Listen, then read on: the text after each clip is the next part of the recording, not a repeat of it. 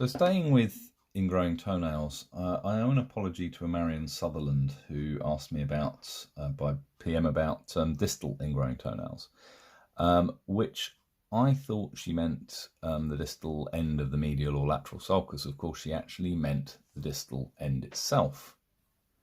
It's not so common as the more traditional flavour. And in my experience, it usually happens when the nail has been lost, when there's been a trauma to the nail plate has lifted, the new nail has sort of grown underneath it, and at the distal end of the new nail, you get this sort of hump effect. So if we take a cross section, the nail as it grows will be fairly normal there, it will be thicker and sort of slightly raised there, and then slightly down there. The old nail would be sitting there on top. So the old nail has grown up, has grown out. The new nail has gone under it. The old nail has disappeared, has automatically lysed off. But that space where the old nail was pushing on the new nail tends to train this to grow curved like that.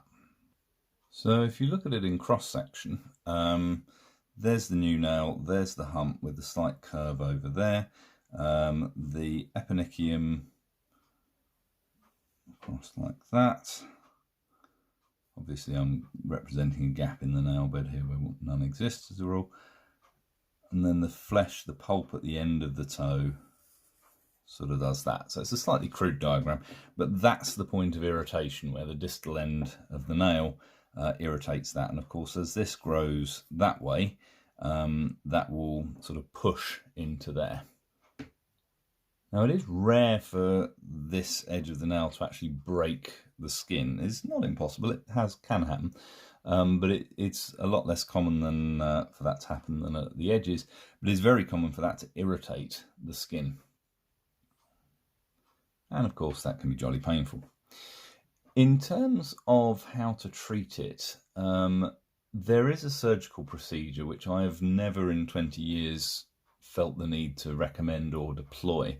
I think it's called a Dubois procedure, and it basically involves taking away some of this flesh. You do like a fish mouth incision there and fold that down, so you get rid of the bulk on the top of the nail.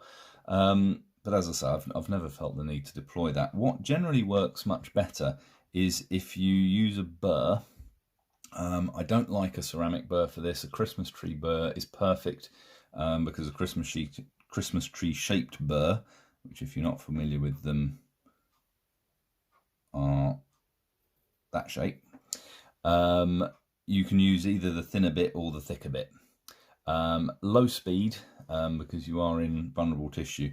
And what you really need to do is try and smooth out this area here. You need to debulk this bit and thin it right down. You generally find that this bit here, this gap between that humped over section, is not actually attached to the nail bed.